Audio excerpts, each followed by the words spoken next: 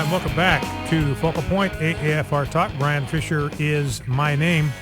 Talking today about the latest developments on Capitol Hill with regard to the healthcare debate. And I kind of want to bring you up to speed. And, Rob, let's have that Nora O'Donnell clip 2 ready to go. Now, here's where we're at. The next 24 hours, absolutely crucial, because the Senate is going to cast their cloture vote tomorrow. Now, if they vote to, and it's going to take 60 votes to close debate. Now, what this means is the Republicans control the outcome of this vote. The only way, I want to repeat, the only way that health care can be funded by the Senate is if the Republicans cave, if they fold like a cheap Bedouin tent in a stiff desert breeze. If the Republicans hold together, if all the Republicans who say we need to defund Obama, it's horrible, no good, very bad piece of legislation. We've been telling you since 2010 it's bad legislation. I am against it. I've campaigned against it. I have voted against it. Well, here is the chance to put up or shut up, because this is the vote.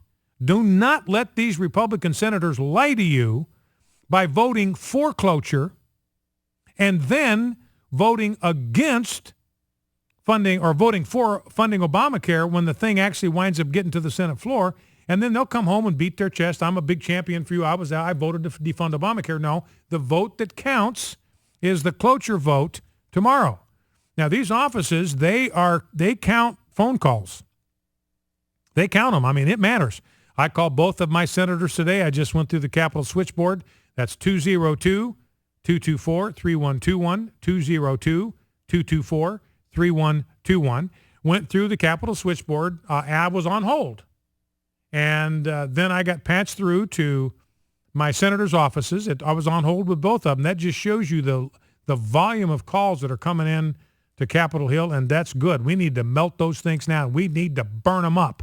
I mean, they need to know that we are watching. And what they need to know is one simple expression: a vote for cloture is a vote for Obamacare. You need to let them know that you understand that the cloture vote, the vote to close debate, that's the vote. That's the key vote. You're watching. You're a constituent. You're urging your senator to represent your values and vote against closing debate. Vote against closing debate. Because, tell them this, I told both my senators' offices this, please pass along to the senator, as a constituent of his, that I will be watching this vote, and that from my perspective, a vote for cloture is a vote for Obamacare. And they were polite and took the message and passed it along. But realize, this is what is significant. This is what the Republicans, senators that want to cave on this, this is what they do not want you to know, that this is the last vote for which there are enough Republicans to stop Harry Reid. This is the last time, this is the last vote that the Republicans control. The Republicans can stop Harry Reid right in his tracks by refusing to vote for cloture. They can do it. And this is the last vote that they will control. If they fold on this, if they vote to end debate, if they vote for cloture, that's a vote for Obamacare. Because the next thing that's going to happen is the Senate is going to change the bill that came over from the House. They're going to put funding for Obamacare back in the bill. There are 52 Democrats, 2 independents that always vote with him. Well, Bernie Sanders isn't an independent. He's a socialist. He calls himself a socialist. But they got 54 votes. So if Harry Reid can get past this cloture vote, then he's got clear sailing. He'll amend it, throw Obamacare funding right back in there. So that's the thing to remember. This is the vote tomorrow. The last vote that the Republicans control is the cloture vote. Do not let them lie to you about any of that. Now, Mitch McConnell was out there yesterday saying, hey, we're a representative government, a representative democracy. The people can complain and discuss and tell us how they feel. Great. That's what Mitch McConnell says. Then what does he do? He shut off his phones in his office during the debate. So that's kind of the monkey shines that we're getting from some of our leaders in the Senate. Now, let's play soundbite number 2.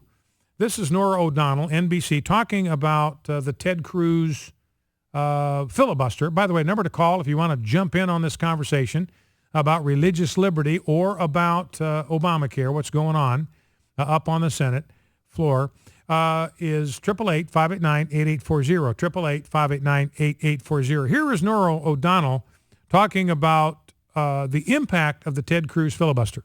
One of your colleagues, Senator Cruz, has pulled an all-nighter. It's not a filibuster because the fate of this is really already decided. Are you concerned about that what your fellow senator is doing could hurt your party's chances of taking back the U.S. Senate? We can do something relative to the individual mandate, that we can do something relative to the medical device tax. It's obviously the tactics that are being deployed, and again, but we'll is Senator Cruz's speech going to do anything to help delay that for a year, which is the compromise that you guys are pushing for? Senator, no one doubts Senator Cruz's opposition to Obamacare and desire to defund it. But some people are saying this is about personal ambition and being seen fighting for this because it serves his own presidential ambitions. So that's Charlie Rose there at the end. So that's Norah O'Donnell. Is this going to jeopardize, he's talking to Bob Corker, Tennessee, is this going to jeopardize the GOP's chances to take over the Senate? So in other words, Norah O'Donnell appears to be worried. She's fretting. She's wringing her hands. This could be terrible for the GOP.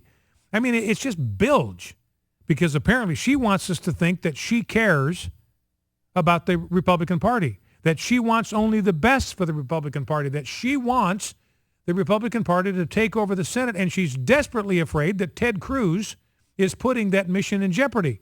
Now, here's the deal, ladies and gentlemen. Here's what you got to understand. If she really believed that, if she really believed that the Ted Cruz filibuster was endangering the Republican Party's chances to take over the Senate, she would be rooting for more. She would be getting on Harry Reid. Why did you cut him off, Harry Reid? When noon came, why didn't you give him more time? You could have done that. You should have given him more time. If she really believes that the Ted Cruz filibuster is potentially lethal to the Republican Party, she'd say, bring it on. Give him more. Give him enough rope to hang himself. They don't believe that. Ted Cruz scares them to death. So this is simply a tactic that they are trying to use to shut him up. They're trying to instill this fear in the heart of the Republicans that he's hurting their cause when they know for a fact he's not. They're afraid of him. That's why they are trying to do anything in their power to kind of slow him down and shut him up. Now, clip number 4, this is John McCain. John McCain talking yesterday. Again, now, as far as I'm concerned, John McCain here gives the Democratic response. This is the Democratic response to the Ted Cruz filibuster coming from John McCain. Let's listen. And then I'd remind my colleagues that in the 2012 election, Obamacare, as it's called, and I'll be more polite, the ACA, was a subject that was a major issue in the campaign. I campaigned all over America for 2 months, everywhere I could, and in every single campaign rally, I said, and we have to repeal and replace Obamacare. Well, the people spoke. They spoke, much to my dismay, but they spoke. And they reelected the President of the United States.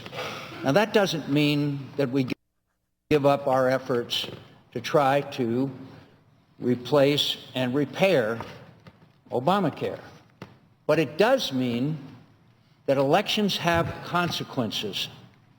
And those elections were clear in a significant majority that the majority of the American people supported the President of the United States and renewed his stewardship of this country.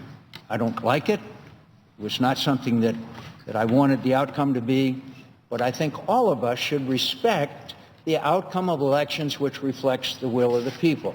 So that's Senator John McCain, the Democratic response. Obama won, you lost, sit down and shut up. That's John McCain to Ted Cruz. Obama won, we lost, sit down and shut up. That is a Republican talking to somebody supposed to be on the same team with him. I was trying to think about an analogy of what John McCain is saying. Hey, the election took place. Obama won.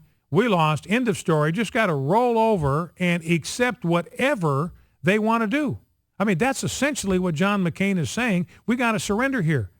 We need to respect the outcome of elections. We need to stop fighting this thing. It's wrong for us to do that. We are dissing the will of the people because elections have consequences. Well, here's the response to John McCain. Number one, this is like, I loved the NBA back in the 80s. I don't watch the NBA. I don't even watch the finals anymore. I don't know what happened to the NBA, but it's not interesting to me anymore.